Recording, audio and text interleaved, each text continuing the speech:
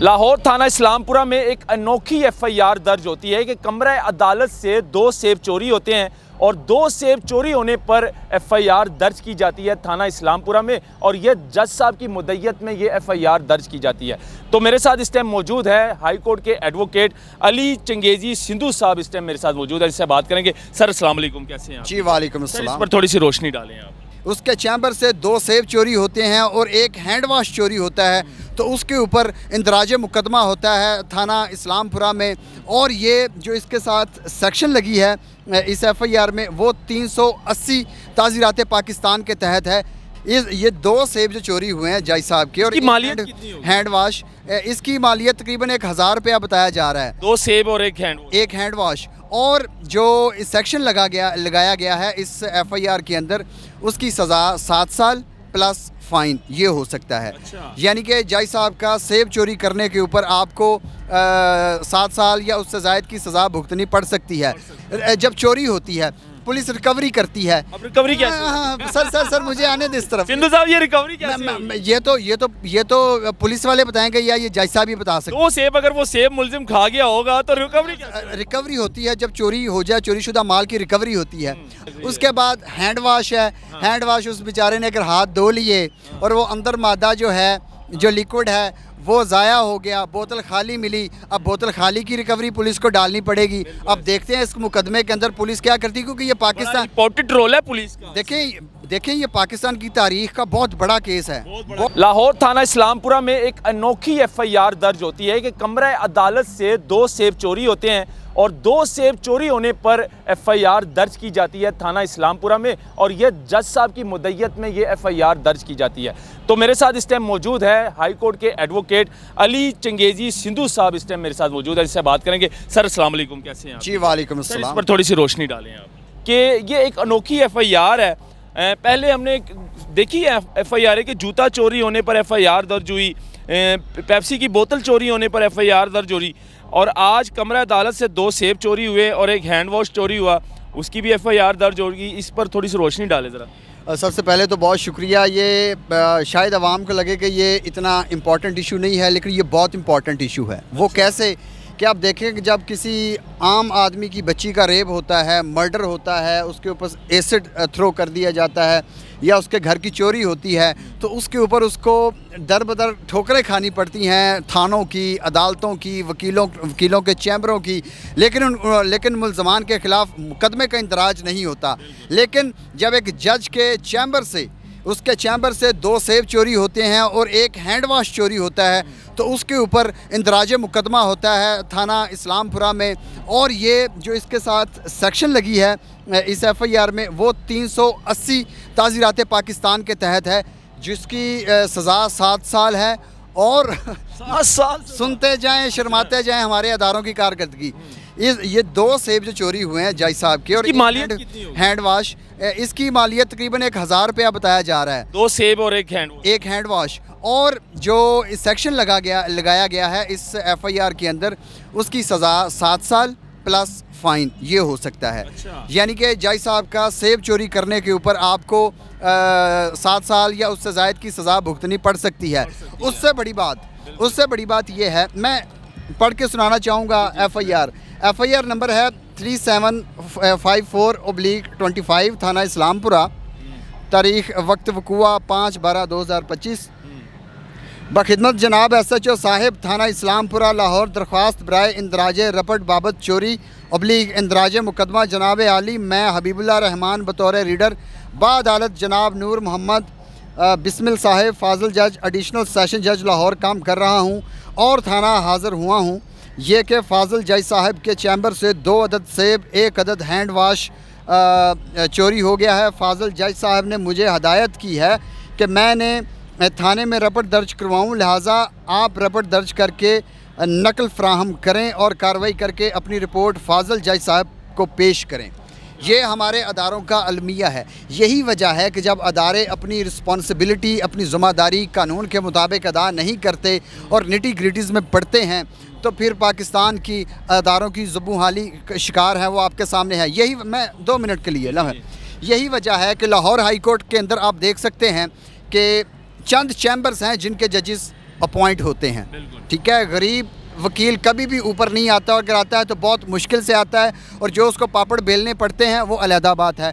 Islamabad high court की बात की जाए तो ब्लास्फेमी पिटीशन के अंदर मैं वकील था, और जो ब्लास्फेमर्स प्रोटेक्शन गैंग था उन्होंने सरदार एजाज़ इसहाक साहब थे इस्लामाबाद हाई कोर्ट में, उनकी अदालत में केस की समाअत हो रही थी, और हमें राइट ऑफ डिफेंस ही नहीं दिया गया, उसके बगैर जज ने फ़ैसला सुना दिया। ये पाकिस्तान में जुडिशरी का हाल है। आप देख सकते हैं 26वीं 27वीं आइनवी तरमीम जो बनी है उसके ऊपर जो सेपरेशन ऑफ पावर है उसकी थ्योरी को, उसके प्रिंसिपल को, और जो जुडिशरी है उसकी सेपरेशन एडमिनिस्ट्रेशन से, उसके ऊपर आप देख सकते हैं कि किस तरह उसको सबोटैज किया गया है।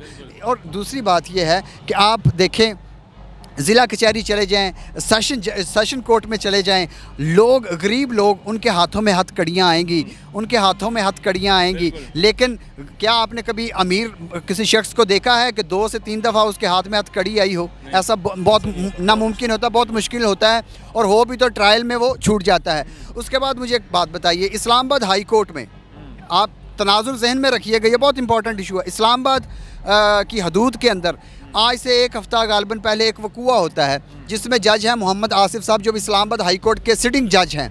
उनके बेटे ने, जो माइनर था और वो कानून के मुताबिक वो गाड़ी नहीं चला सकता था, उसने 2 बंदों को या बच्चों को कत्ल कर दिया या एक्सीडेंट में मार दिया, उनके ऊपर गाड़ी चढ़ा दी, उनके ऊपर हो गया।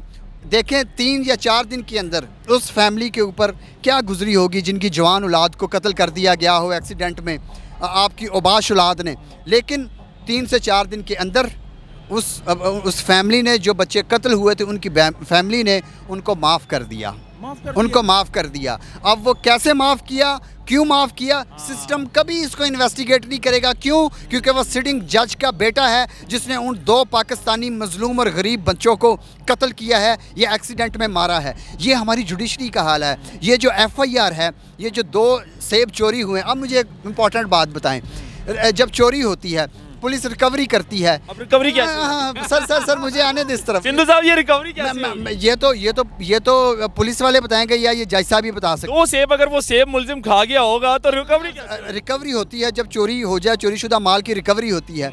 अब एक तो ये है कि 2 सेब, उसकी हद तक अगर चोर ने, ज़ाहिर बात है ये गोल्डन एप्पल्स तो थे नहीं, लिहाजा उसने खा लिए होंगे। अगर उसने ये निगल लिए हैं या खा लिए हैं तो पुलिस या IO इस मुकदमे का वो उन 2 सेबों की रिकवरी कैसे करेगा? ये बड़े इंपॉर्टेंट क्वेश्चन है। ठीक है, क्या उसकी कोई मैदे की स्कैनिंग होगी या किसी और तरीके से निकाले जाएंगे, उसके ऊपर मैं ज़्यादा रोशनी नहीं डालूंगा। उसके बाद हैंड वाश है, हैंड वाश उस बेचारे ने अगर हाथ धो लिए और वो अंदर मादा जो है, जो लिक्विड है वो ज़ाया हो गया, बोतल खाली मिली, अब बोतल खाली की रिकवरी पुलिस को डालनी पड़ेगी। अब देखते हैं इस मुकदमे के अंदर पुलिस क्या करती है, क्योंकि ये पाकिस्तान इंपॉर्टेंट रोल है पुलिस का। देखें ये पाकिस्तान की तारीख का बहुत बड़ा केस है, बहुत बड़ा केस है, क्योंकि यार मैंने क्योंकि CCD बंदों को मार रही है। हमारे दोस्त हैं ज़िशान ढूडी साहिब, उनको मारा माछीवाला में। CCD आम बंदों को मार रही है। लाहौर हाई कोर्ट में जाके देख लें, CCD जिन बंदों को नाहक कत्ल कर रही है उनके पास फेयर ट्रायल की अपॉर्चुनिटी देना उनका कॉन्स्टिट्यूशनल राइट है, उनको नहीं दिया जा रहा। CCD जिन बंदों को कत्ल कर रही है, कत्ल करने के बाद उनके लवाहिकीन को, उनके माँ बाप को वो लाशें नहीं दी जाती। ठीक है, उसके बाद उनको लाहौर हाई कोर्ट में आना पड़ता है। तो देखें वो इंपॉर्टेंट इश्यूज़ नहीं है सर, क्योंकि वो आवाम के इश्यूज़ हैं। आवाम तो कीड़े मकोड़े हैं, लेकिन ये जज साहब के सेब ये बड़े इंपॉर्टेंट थे, वो बहुत इंपॉर्टेंट थे। और इस अपना रोल दिखाना पड़ेगा। मेरे ख्याल में ये जो FIR है, 2 सेब जज साहब के चोरी हुए और एक हैंड वाश, इसके ऊपर JIT बनानी चाहिए फेडरल लेवल की। फेडरल गवर्नमेंट एक JIT बनाए जिसमें FIA के लोग हों, ISI के लोग शामिल हों, स्पेशल ब्रांच के शामिल हों, इंटेलिजेंस ब्यूरो के शामिल हों, और वो इन 2 सेबों की रिकवरी करवाएं। अब क्योंकि जो पाकिस्तान की आवाम है उसके जो फंडामेंटल राइट्स की धज्जियाँ गवर्नमेंट लेवल पे, सर एक मिनट, गवर्नमेंट लेवल पे उठाई जा रही हैं, जो पुलिस लेके ज़मीनियाँ चेंज करती हैं, इन्वेस्टिगेशन की फाइंडिंग्स को टेम्पर करती है, फाइंडिंग्स को चेंज करती है, प्रोसिक्यूशन साइड से मामलात होते हैं, उसके बाद CCD की वायलेशन हो रही है, दर्जनों लोग कत्ल किए जा चुके हैं, उनको राइट ऑफ डिफेंस नहीं दिया जाता, जो कि universal declaration of human rights, international covenant on civil and political rights और कॉन्स्टिट्यूशन पाकिस्तान 1973 के जो फेयर ट्रायल की प्रोविजंस है उसके खिलाफ हैं। लिहाजा वो तो इतने इंपॉर्टेंट इश्यूज हैं नहीं ना। ये सेब का इंपॉर्टेंट बहुत इशू है, इसके ऊपर FIR होनी चाहिए, JIT भी बननी चाहिए। बिल्कुल बननी चाहिए। नाजरीन, ये हालात थे जी, और ये बड़ी ही अनोखी FIR है, लेकिन पुलिस के लिए जो है ना ये बहुत बड़ा चैलेंज है। और कमरा अदालत से 2 सेब चोरी होना और कमरा अदालत से एक हैंड वॉश चोरी होना, ये पुलिस के लिए जो है ना बहुत बड़ा मतलब कि चैलेंज है। कौन सी चीज़ कहना चाहेंगे आप इसमें? मैं इसमें ये कहना चाहूँगा, इंटरनेशनल स्पेक्ट्रम में देखें, पाकिस्तान मेंबर स्टेट है यूनाइटेड नेशंस का। सस्टेनेबल डेवलपमेंट गोल्स जो हैं उसकी 2030 में मीटिंग होने जा रही है। उसमें एक इम्पॉर्टेंट सस्टेनेबल डेवलपमेंट गोल ये है कि पाकिस्तान की 2030 तक जो इंस्टीट्यूशनल कारकर्दगी है उसका जायज़ा लिया जाएगा, उसके ऊपर रिपोर्ट पेश की जाएगी, फिर उसके ऊपर बहस होगी और आगे पाकिस्तान का जो इमेज है इंटरनेशनल लेवल के ऊपर वो डिटरमिन होगा कैसा है अदारों का। लेकिन जब अदारे अवाम कत्ल हो रही हो, अवाम के फंडामेंटल राइट्स की बुनियादी हकूक़ के तहफ़्फ़ुज़ वो स्टेट या अदारे ना कर रहे हों और CCD की शक्ल के अंदर और पुलिस के थानों के अंदर आप देख लें क्या मामलात हो रहे हैं, जब अदारे इस तरह की ज़ुबू हाली का शिकार हो जाएं, जुडिशरी का सर आपकी पाकिस्तान की जुडिशरी का 140 से ऊपर यानी कि बिलो रैंक है कारकर्दगी के अंदर, वो क्यों है? वो इन्हीं हरकतों की वजह से है, फेवरेटिज्म की वजह से है, वो रिश्वत की वजह से है, वो जो टॉप नॉच चैम्बर्स हैं उनको वेल रिप्यूटेड चैम्बर्स हैं उनके अंदर जो पिक एंड चूज़ का जजेस को अपॉइंट करना वो उसकी वजह से है। तो 2030 में मुझे मसला ये आ रहा है कि 2030 में जब सस्टेनेबल डेवलपमेंट गोल्स की मीटिंग होगी तो पाकिस्तान की जुडिशरी का उसकी क्या रिपोर्ट और कारकर्दगी पेश की जाएगी। एक जज है जनाब एजाज इसहाक साहब, उन्होंने ब्लास्फेमर प्रोटेक्शन गैंग को सुना, मुद्दईयान को मौका ही नहीं दिया गया, डिफेंस राइट ही नहीं दिया गया। एक जज है इस्लामाबाद हाई कोर्ट का मोहम्मद आसफ, उसके बेटे ने दो बंदों को, 2 बच्चों को उसने मार दिया, उसकी सुलह होगी या प्रेशराइज़ किया होगा, CCD की वायलेशन आपके सामने है।